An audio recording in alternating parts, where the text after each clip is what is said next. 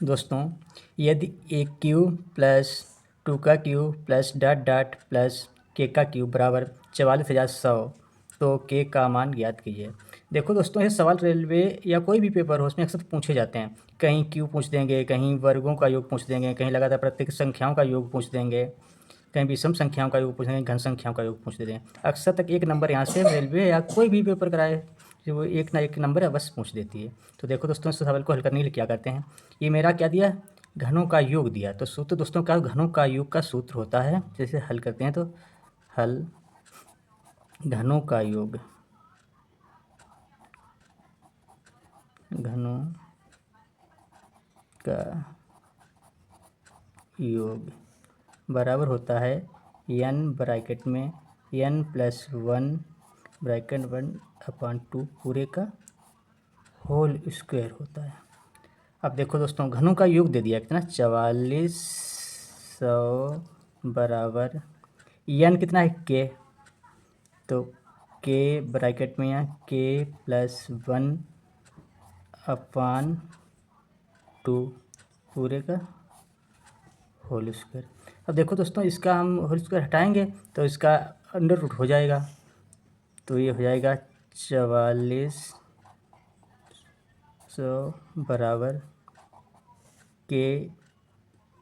अब देखो दोस्तों, के ब्रैकेट में k+1/2, ये 4400 किसका होता है, तो 20 एक 21 21 में कितने होते हैं, 20 में 400 होते हैं, 21 में 441 होते हैं दोस्तों।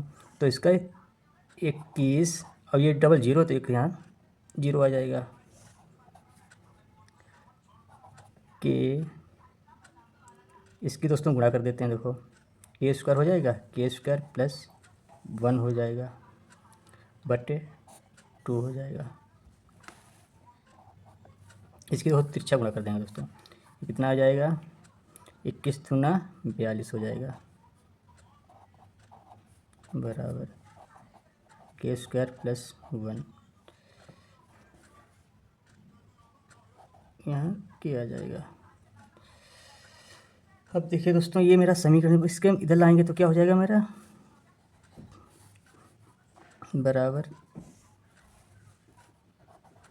k² + के, इधर आएंगे तो माइनस के हो जाएंगे 420 बराबर। देखो दोस्तों, इस यहाँ 420 है, यहाँ 1 है, 1 की और 420 गुणा करेंगे तो 420 आ गया। 420 के ऐसे गुणनखंड करें कि प्लस का मुझे एक आए, मतलब के आ जाए। तो देखो दोस्तों, मतलब 20 और 21 की गुणा होती है 420 के, 20 और 21 की गुणा। देखो दोस्तों, मतलब एक जीरो पहले आ जाएगा, जीरो आ गया, और 2 की एक की गुणा होगी तो 2 आ जाएंगे, और 2 दूनी 4 है, 420 होती है। मतलब एक 20 का गुणनखंड होगा, एक 21 का होगा। क्या k² मतलब 21 ज़्यादा तो 21 का प्लस का निकाल लीजिए, 21 के -20 के -420। देखो दोस्तों, यहाँ के कॉमन मिल गया, तो यहाँ क्या बचा है, k+21, यहाँ माइनस का 20 कॉमन ले लिया, तो यहाँ के माइनस की गुणा प्लस हो जाएगी, प्लस अब 20 से भाग करेंगे 420 का कितना आएगा, 21 आ जाएगा। देखो दोस्तों, ये चीज़ मेरी सेम है, तो इसको हम लिख लेते हैं k+21 एक ब्रैकेट में, दूसरे ब्रैकेट में लिख लेते हैं के, और ये -20। देखो दोस्तों, आंसर मेरा क्या हमेशा माइनस वाला होता है, क्योंकि ये k-20 बराबर 0, तो के बराबर कितना आएगा, 20 आ जाएगा। दोस्तों, मेरा आंसर कौन सा सही होगा इसमें, ये 20, मतलब ये पहला सही हो जाएगा आंसर। देखिए दोस्तों, 3 क्रमागत प्राकृतिक संख्याओं का योग 93 है, तो बीच वाली संख्या बताइए। देखो दोस्तों, पेपर में अक्सर तक कहीं बीच वाली संख्या पूछ देंगे, कहीं छोटी बड़ी संख्याओं का योग पूछ देंगे, कहीं अंतर पूछ देंगे, कहीं तीनों संख्याओं के छोटी बड़ी संख्या का अंतर पूछ देंगे। ऐसे दोस्तों कुछ ना कुछ पूछते रहते हैं पेपर में, तो इस सवाल को हल करने के लिए समय बचे, जल्दी से जल्दी मेरा सवाल हल करें। अगर दोस्तों से हम समी मानेंगे x+1 ऐसे x+3 तीन संख्या मानेंगे, फिर बराबर लिखेंगे दोस्तों, टाइम लगेगा सवाल बड़ा हो जाएगा, टाइम भी बर्बाद होगा। तो इन सवालों को हल करने के लिए हम क्या करते हैं, देखो दोस्तों, हल करने के लिए इन्हें हम, टाइम मेरा बचे तो इसके लिए हम क्या करते हैं, ये बीच का पूछता है 3 क्रमागत प्राकृतिक संख्याओं का योग दिया है, मतलब 3 प्राकृतिक संख्याएं, तो ये 93 योग दिया है, तो क्या है 3 संख्या है तो उसे 3 से भाग कर देंगे। 3 से भाग करेंगे कितना आएगा, 3 3 9, 3 कम 3, ये मेरी 31 आई, क्या है बीच वाली संख्या आ गई, मतलब ये बीच वाली मेरी संख्या आ गई। ये तो पूछा बीच वाली संख्या, तो दोस्तों ये बीच वाली संख्या गई, तो मेरा आंसर ये वाला सही हो गया। अगर पूछता अंतर बताओ, तो ये बीच वाली संख्या इसके आगे का कितनी संख्या होगी, इसकी आगे की संख्या होती मतलब 31 होती, और इसके बाद वाली कितनी होती है, मतलब ये 31 हो गई, ये 32 मेरी हो जाती है। अगर इनका अंतर पूछ देता, छोटी और बड़ी संख्या का अंतर, तो 2 हो जाता। योग पूछ देता तो कितना हो जाता है, 2 और 3 6, 63 हो 62 हो जाता। कुछ भी दोस्तों पूछ सकता है सवालों को हल करने का, बहुत आसान नियम है दोस्तों, बहुत जल्दी जल्दी सवाल हल होगा, 1 मिनट से कम भी समय लगेगा दोस्तों। इन सवालों को ऐसे ही हल किया करो। देखिए दोस्तों, 6/7 कामा 27/14 कामा 15/14 कामा 12/7 का महत्तम समावर्तक ज्ञात करो। देखिए दोस्तों, भिन्नों का अक्सर तक लासा मासा सवाल वाले हैं, रेलवे में पूछ लिया करते थे। तो देखो दोस्तों क्या करते हैं, इन्हें हल करने के लिए हम, जब देखो दोस्तों महत्तम समावर्तक पूछे मतलब मासा पूछे, तो ऊपर का मासा होगा मतलब अंशों का मासा होगा, और हर का लासा होगा। और लासा पूछे तो क्या करते हैं, ऊपर का लासा मतलब अंशों का लासा, हर का मासा होगा। अब देखो दोस्तों, इसे हम हल करने के लिए क्या करते हैं, महत्तम समावर्तक पूछा मतलब मासा पूछा। अब देखो दोस्तों, ऊपर का हम बता रहे हैं मासा, तो सबसे पहले देखो यहाँ हम क्या देख रहे हैं, कॉमन कौन सी संख्या मिलेगी, सबसे मासा क्या होता है, सबसे छोटी छोटी संख्या जो सब में कॉमन मिले। तो देखो दोस्तों 6 27 15 12 है, इसमें सबसे छोटी संख्या क्या 3 होगी, जो 3 मेरी होगी वो मेरा मासा होगी। तो देखो 3, और फिर क्या लासा, देखो 14 है, 7 इसमें गुणनखंड मिल जाएंगे, 7 इसमें 14, तो इसका आ जाएगा गुणनखंड मतलब लासा इसका आ जाएगा 14। ये मेरा आंसर हो गया, देखो मतलब ये वाला सही है। बहुत जल्दी दोस्तों हल होता है, बस थोड़ा सा दिमाग लगाओ, बस सवाल जानो हल हो गया। दो संख्याओं का महत्तम समावर्तक और लघुत्तम समावर्तक क्रमशः 19 और 969 है। यदि एक संख्या 57 है तो दूसरी संख्या ज्ञात करें।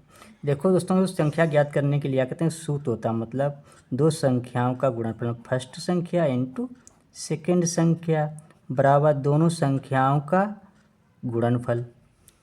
मतलब एक संख्या ये दे दी, मतलब लासा गुणे मासा बराबर लासा गुणे मासा। तो देखो दोस्तों, एक संख्या दे दी कितनी 57 दे दी, तो मेरी सेकेंड संख्या पूछी गई, सेकेंड संख्या वाला क्या होगा, मतलब 19 गुणे 69 969 बटे क्या 19 हो जाएगी नीचे मेरी, एक संख्या दी 57, ये 57 मेरे नीचे आ जाएंगे, काट दी। देखो 19 कम 19, 19 दूना 38, 19 तियाँ 57, 3 आ गए। अब देखो 3 से ये कट जाएंगे, 3 तियाँ 9, 3 दूनी 6 और 3 तियाँ 9, ये कट गए। कितना दोस्तों, दूसरी संख्या मेरी आ गई है 3 2 3, मतलब ये वाले, ये मेरा सही आंसर है।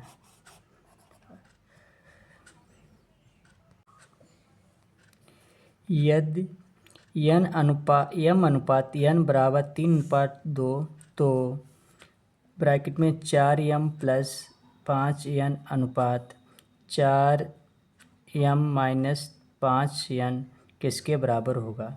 देखो दोस्तों, इस सवाल को हल करने के लिए क्या करते हैं हम,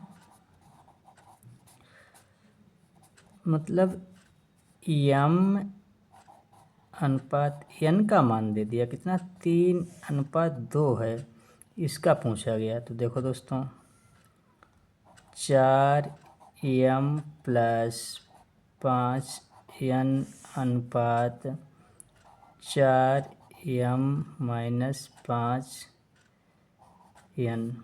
देखो दोस्तों क्या m का कितना है 3 है, 4 केरी और 3 गुणा हो जाएगा कितना 12 हो जाएगा, ये 12 प्लस 5 और n का अनुपात यहाँ 2 दिया, 5 दूनी 10 हो जाएगी। अनुपात 4 m है, m का दिया है ना 3, 4 3 12 माइनस 5 n का अनुपात दिया है 2, 5 दूनी 10। देखो दोस्तों ये जोड़ देंगे हम, कितने हो जाएंगे 10 12 22 अनुपात, ये घटा देंगे मतलब 2 बचेगा, 10 में 12 में से 10 चलाएंगे 2 बचेगा, 2 से दोस्तों ये कट जाएगा, मतलब यहाँ 11 आ जाएगा, कितना 11 अनुपात 1 आ जाएगा। ऐसा विकल्प दिया, ये दिया है तो ये सही है दोस्तों। देखिए दोस्तों दो संख्याओं का अनुपात 9:11 है। यदि प्रत्येक संख्या में 6 जोड़ा जाता है तो उनका अनुपात 6:7 हो जाता है। बड़ी संख्या ज्ञात करें। देखो दोस्तों इसे कहीं बड़ी संख्या कहीं छोटी संख्या ज्ञात करने को बोलते हैं, कहीं अंतर ज्ञात करने को बोलते हैं। अक्सर तक सवाल कुछ ना कुछ थोड़ा घुमा देते हैं, बढ़ के छोड़ के सवाल चले जाते हैं।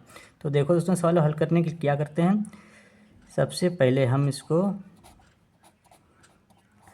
देखो दोस्तों इसे हम अगर मानेंगे तो सवाल काफ़ी बड़ा हल होगा कि क्या करता है, दो संख्याओं का अनुपात दिया, मतलब x का अनुपात 9 और y वगैरह दिया, इसमें 6 जोड़ेंगे, समीकरण बनाएंगे तो बहुत बड़ा सवाल होगा। लेकिन दोस्तों अगर हम छोटा बनाने के लिए क्या करते हैं, बहुत सरल सवाल की बहुत जल्दी से हल हो, उसमें समय जिससे मेरा समय बचे। तो देखो तो क्या बड़ी संख्या पूछी गई, बड़ी संख्या मेरी क्या है, देखो तो ये 9:11 है तो मेरा 11 बड़ी संख्या है। और क्या कहता है प्रत्येक संख्या में 6 जोड़ा जाए। अब देखो दोस्तों विकल्प से इसे हल करें तो बहुत जल्दी हल हो जाएगा। देखिए ठीक है, प्रत्येक संख्या में 6 जोड़ा जाए। देखो 11 मेरा बड़ी संख्या है तो 11 कौन डिवाइड हो रहा है, देखो ये 11 दूनी 22 और कोई कट नहीं रहा है, ठीक है। तो मतलब ये मेरा आंसर आने की संभावना है। देखो 11 से भाग करेंगे ये कट जाएगा, कहा 6 जोड़ा जाए, इसमें हम 6 जोड़ देंगे, कितना हो जाएगा 11 में 6 जोड़ देंगे तो 28 हो जाएगी।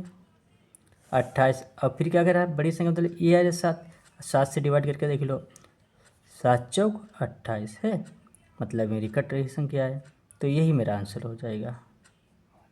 समझ में ना आए तो फिर से समझ लीजिए भाई। देखिए 11 से भाग करना, सबसे पहले हम विकल्प देखते हैं, 11 से भाग करते हैं। सबसे बड़ी संख्या 11 है तो 11 से भाग करेंगे, तो 11 से भाग करेंगे कौन, यही संख्या कटती है और कोई कट नहीं रही है। तो 11 दूनी 22 तक कट गए। फिर कहा 6 जोड़ने पर, 6 हम जोड़ेंगे इसमें जोड़ेंगे तो इसका अनुपात 6:7 हो जाता है, 6 इसमें हम जोड़ेंगे तो ये 28 हो जाएगी। फिर बड़ी संख्या मेरी ये 7 है, 7 से इसे भाग करेंगे 28 कट जाएगा, 7 चौक 28। बस यही मेरा आंसर है, मतलब 22 इसका आंसर है। बहुत सरल दोस्तों, विकल्प से हल करो बहुत जल्दी हल हो जाएगा, सिर्फ आता हो विकल्प से हल करना।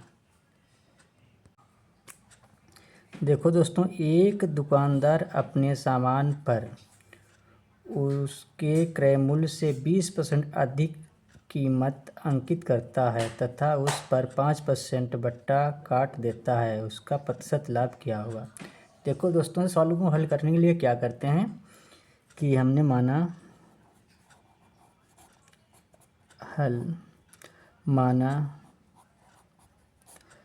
क्रय मूल्य मेरा कितना है, क्रय मूल्य बराबर 100 रुपये मान लिया।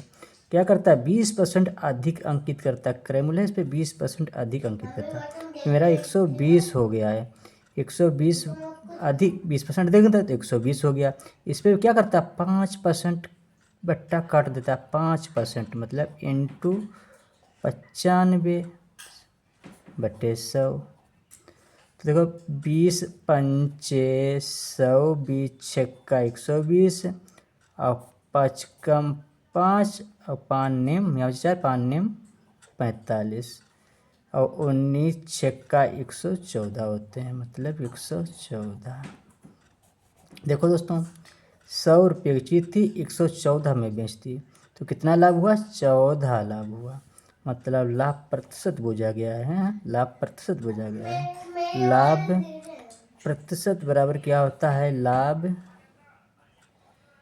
लाभ गुणे 100